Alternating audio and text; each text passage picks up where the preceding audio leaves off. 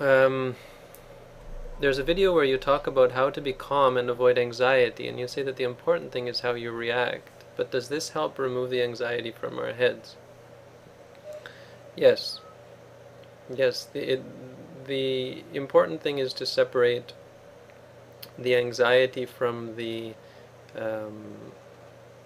the the resultant physical um, manifestations of anxiety, the butterflies in your stomach, the tension in your shoulders, and the headache, and the fluttering of the heart, the beating of the heart, and so on. All of that is not anxiety.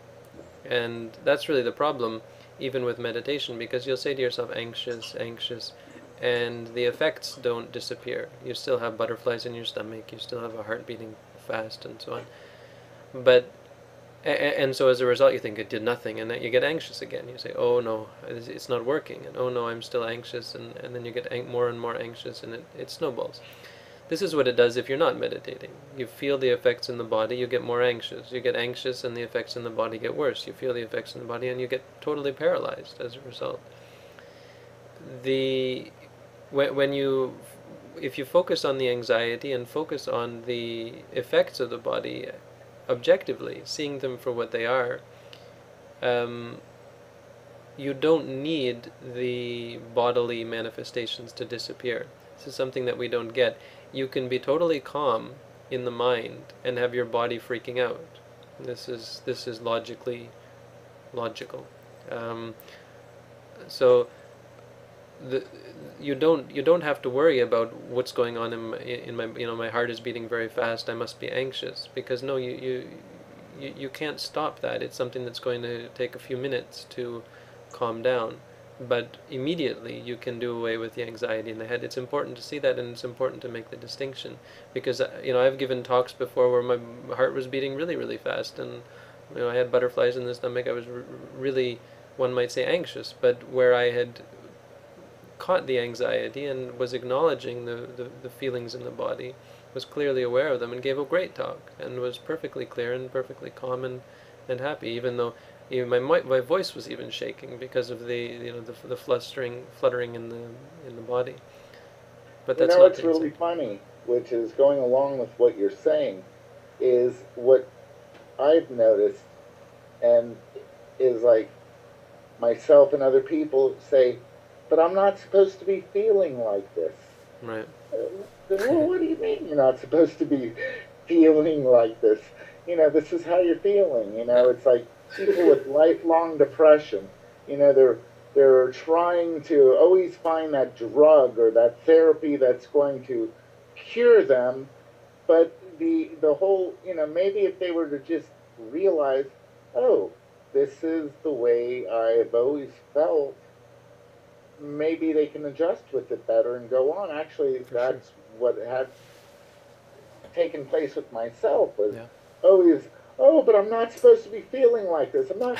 And my own sister had to say, hey, dummy, you've been feeling like this since you've been 2 years old. Yeah. So have I. We Yeah. inherited it from our parents. It's genetic. And it's like, Yeah. oh, you mean so I am supposed to be feeling like this? Yeah. And it's like, oh, okay, well, I'm going to choose to start feeling other things. Mm. And it allowed me that opening Yeah. Yeah. to acknowledging it. It's like, the idea of like, oh, you're not supposed to feel pain. Mm. What do you mean you're not supposed to feel pain? Yeah. The more you're saying that, the more you're going to feel the pain, obviously. Obviously. And, when it comes to like physical pain, we all know that when you start not resisting it, but settle into it, allow yourself to acknowledge it, you realize that the pain starts alleviating itself on its own. And, I just had to make that comment there because when you can sit back and just say, oh, the chaos going on around me, well, that's actually normal. That's samsara. Okay, let me just work on not thinking that this is all out of order. No, I just have to direct my own mind and just be calm in it. Because really, that's the case. We're living in chaos constantly, whether it's internal or external, whether it's it's our own, perception of our own pain, or the perception of out around us. Maybe for a moment there we have that little bubble of where we feel everything's all right, but then burst.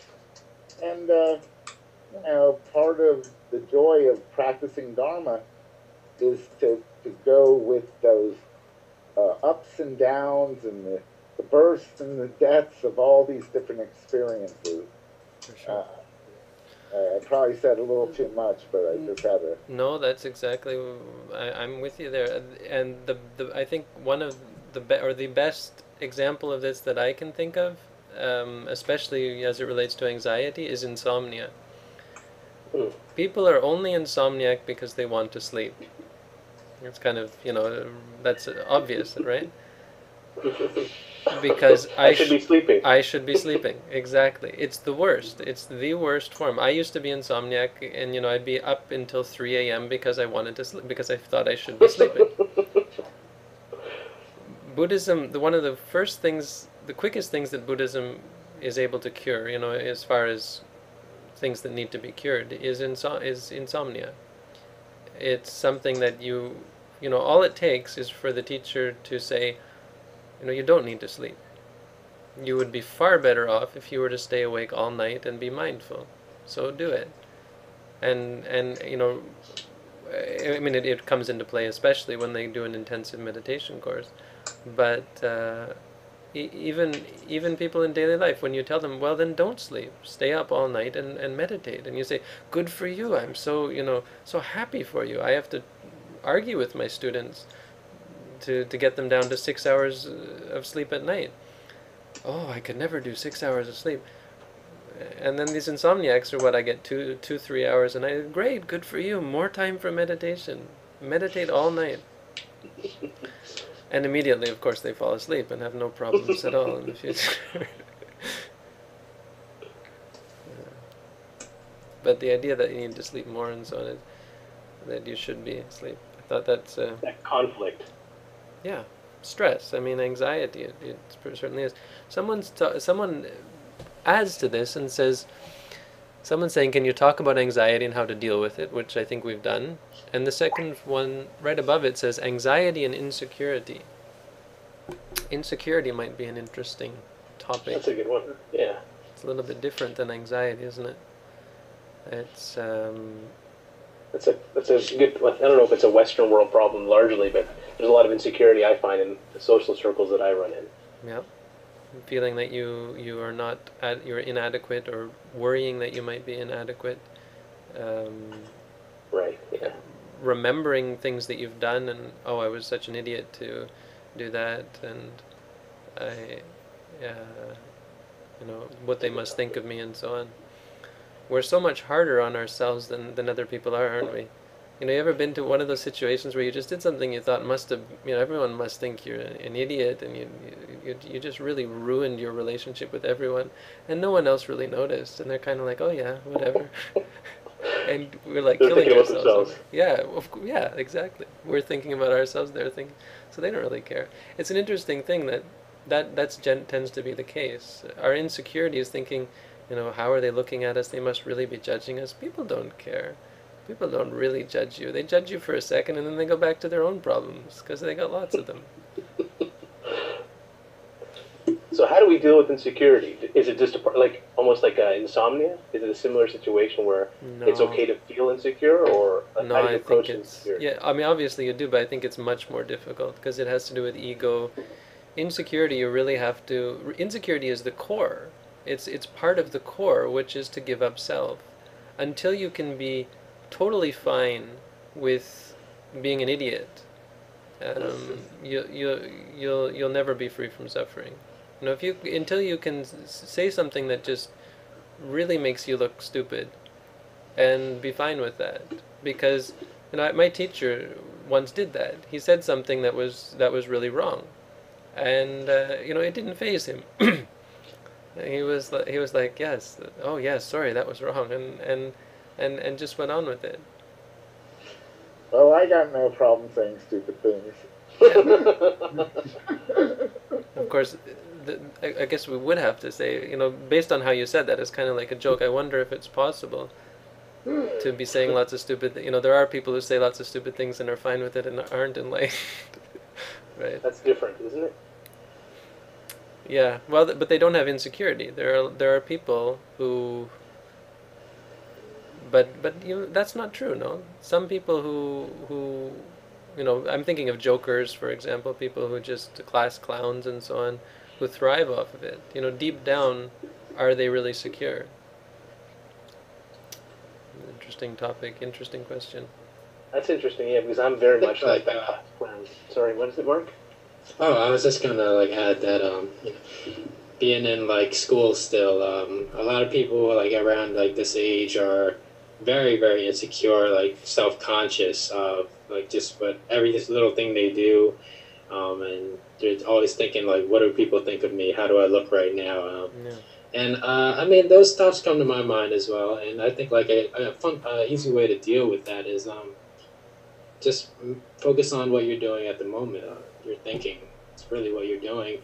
You're overthinking actually. And what else are you doing? Walking, sitting, whatever else. I think that's a good way to deal with being insecure or self-conscious, because in reality you're making up this big story about what other people would think of you, and really, yeah, they do have their own problems.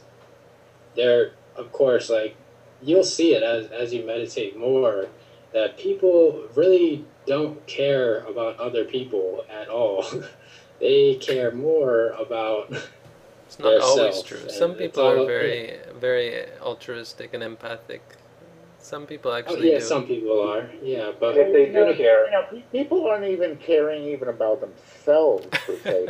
What they're doing is they're just perpetuating this myth in their mind.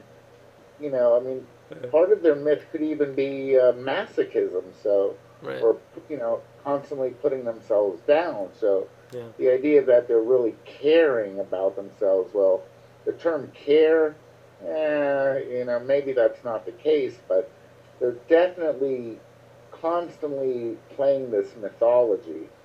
And in that mythology, well, of course, other people really don't matter, because they're not really dealing with the real person. They're dealing with the image of that person in context in their myth of them. You're my daughter, you're my son, you're my mother. But very rarely are they saying, oh, I'm a person and you're a person. Right. It's always in context with this fabrication of how they want to create reality, as opposed to the natural order of reality. Very well said. It's interesting too when we talk about caring and insecurity, and they don't care. Because in some situations where you find someone really does care, it helps with insecurity. In fact, it doesn't seem to have as much round. And it seems like if you care as much as someone might in that circumstance, it also seems to have an effect on insecurity. Doesn't seem to remove it perfectly. Yeah, but that person that comes in your life and they really, really care, what's your response? What the hell do they want from me? Sometimes, yeah. Well, what do they really want? Or that's I don't like them because they're too direct. They're too honest to me. I fear that. That's a common response I've seen. Yeah. Isn't the insecurity, isn't it a part of the symptom of anxiety? No, I think it has ego more. I mean, yeah. I think it's very much of anxiety. Because what they think about me, I feel bad. What he might think about me. I know I suffer from anxiety. Sure. That's the very part of the anxiety. Sure. But I think the insecurity comes first and the anxiety comes after, or the insecurity is talking about something bigger than anxiety, much more ego-based. And the real problem there is as Lou said it much better than I could. It's the myths that we're playing. It's all just whether you care about it. I don't think I was totally correct to say that no one cares. We don't normally care, but we care more about ourselves than others. Or we're more focused on it, because some people are not. But regardless, as Lou said, if they're focused on themselves, focused on others, it's all. The problem is simply the myth. It's that we don't relate to each other as we really are. I was talking today to one of the meditators, and she was just asking about something, just curious offhand, about this seeming kind of special power that she had to see auras. So she could look at someone and she could tell. It wasn't their emotions, but it was she explained it. One example was how she was able to tell a person's sphere of influence, how powerful a person was, how big they were. She got the sense of a person being big and a person being small. I've heard a monk tell me the same thing in Thailand. He said he was able to see some people just filled the room. When they walked into the room, the whole room was full, and other people just seemed very, very small to them. And so she was asking about this in general and how it relates to what we're talking about. Is the answer I gave was the idea that it doesn't matter whether you can see people's state of mind, their emotions, or who they are, because that's only who they are at that moment. And I said, I said to her, well, you're going through this intensive course and you can see your own mind. It's not one train. It's not one coherent message. Who you are changes from moment to moment, and in totally chaotic ways. So you might have built up this sankhara, this formation, this state, this habit, and you might have a totally contradictory habit. Evil people can suddenly do wonderful things. Why is that? So I guess the point is just how important it is to shift our understanding of beings. Right, and to point out how different it is, our ideas of people and the subsequent insecurity that comes from thinking of people or as immutable entities, including ourselves, like I am this sort of person, to seeing the things as a moment to moment, as aggregates of moment to moment experience, and to see people in that way. Is it related to listening to the person carefully and not having an idea of the person? Like when kind of Lou or yourself spoke about mother, child, daughter. For sure. Is that related? I think so. Because the reason for listening closely should be that you understand this isn't the same person that they were last time. I can't rely on my idea of who they are. Yeah. They could be totally different at this time, and we are. This is something that is very under appreciated. How changeable we really are. How we could come up with something totally different. The person who you see, oh, this is this person, and you expect them to act in a certain way, and they may suddenly come up with some crazy past life habit that they've never exhibited before. They may. I mean, of course, talking about past lives, which of course is taboo, but I don't care. Breaking taboos. That's what I'm all about. That's your past life talking. One of them. One of the many. Okay, so did we get anxiety? Are we all anxietied out? I'm gonna quit.